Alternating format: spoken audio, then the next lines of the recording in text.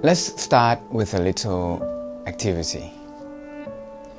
I want you to think of an event in your life that produced the greatest growth. It can be any event which you grew smarter, stronger, or wiser as a person. And it can be as far back as 5 years ago, 10 years ago, or just during these past years. Alright, got it? Fantastic. Now, please answer this question.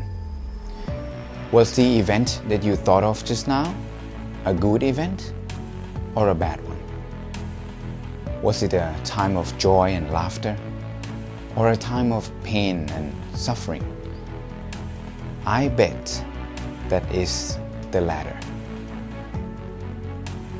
You see, the universal truth of life is that the event which makes us grow the most is also always the one in which we experience the utmost pain and suffering. And so, this is the first gift of suffering. I call it maturation. Through melancholy, your spirit gains maturity. Through wounds, you become wiser. Through struggle, you become stronger. Through tears, you move closer to the truth. And remember that even though joy makes you glow, it is pain that makes you grow. As for the next gift of suffering, let's play another game. I'll read out short descriptions of 2 different species, and I'll ask you to guess which one is placed higher up on the food chain. Are you ready? Here's the first species description.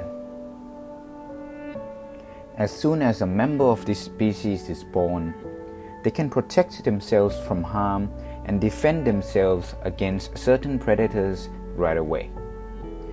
Not only can they feed themselves, they can also walk and even run right after they are born. Now, here's the second species description. From the moment they are born, they are completely helpless. They can't protect themselves from harm, and they can't defend themselves against any predators. In fact, a mere fall can outright kill them. They can't feed themselves, and they can't run or even walk. They are utterly vulnerable. And yes, they could also be very noisy. Alright, so which species is placed higher up on the food chain? The answer is, you guessed it, the second one, which is actually us, humans, Homo sapiens. The first species is a reptile, particularly a green iguana. So now you might be wondering, but how can such a weak and vulnerable species not only be at the top of every food chain, but also have the power to change the very structure of the food chain itself? Well, as surprising as it may sound, weakness, you see, is actually one of our greatest strengths. Our weakness, just like our suffering, welds our hearts together. Because we all suffer, we all have a chance to use our big brains to help one another. Because we all suffer, we can all solve problems with our combined intellectual power. Suffering punches a hole in one's heart. These holes, however, are like the holes in a chain, linked together to create one long, strong strap. Without these holes, the links cannot be connected. In the same way, suffering joins our hearts together through the holes that it punches, until our collective suffering becomes our collective strength as we are bonded into a family, a nation, and a species. This is the second gift of suffering: connection.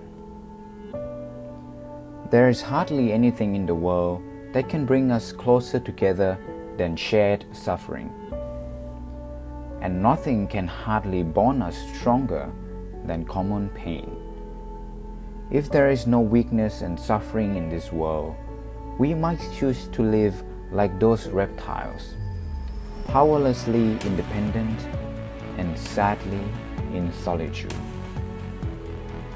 So remember that even though suffering may break us, it only breaks us to bond us in the end. As for the third and final gift of suffering, let's do one last activity together. Please take a good look at the screen. There is a word on it. Can you read it? No? There really is a word on the screen, I swear. Just look more carefully. Alright, here it is. I promised that it was always there. I put it there myself. But why couldn't you see it? Because there is nothing to contrast with it, right? When I change the background to black, however, you can clearly see the foreground text. This is how we experience anything and everything in life. In other words, the only thing you can ever experience is difference. It is darkness that illuminates light. It is a valley that elevates a mountain. It is cowardice that colors courage. It is absence that accentuates presence. It is agony that amplifies ease. It is pain that multiplies pleasure. And it is suffering that strengthens joy. Moreover, it's rather interesting to note that the word existence comes from the Latin root ex, which means out, and the word sistere, which means to stand.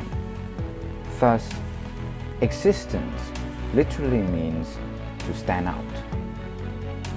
Therefore, joy can only stand out on the background of suffering. And without the existence of pain, you will not truly appreciate the paradise. And so, this is the final gift of suffering: appreciation. When I was younger, you see, I always asked myself, why does such a foul thing as suffering has to exist? And I never understood it. Now, however, I do. Suffering exists so that we can learn to grow in so many ways. It can make us wiser, stronger, and better as human beings. Secondly, suffering exists so that we can learn to be more compassionate and understanding, so that we can help each other and connect on a deeper level with other beings.